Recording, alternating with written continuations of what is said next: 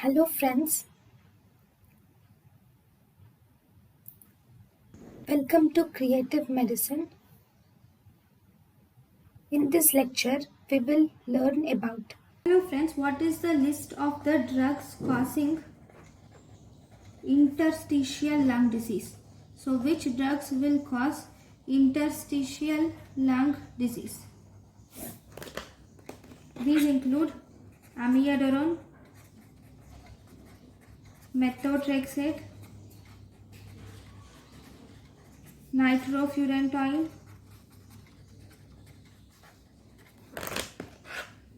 nitrosoureas, sulfonamide,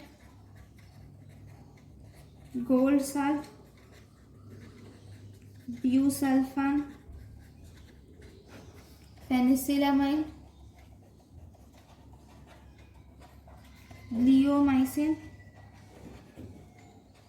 phenytoin, and cyclophosphamide. So these are the different drugs which will result in interstitial lung disease. Thank you for watching. Thank you for watching.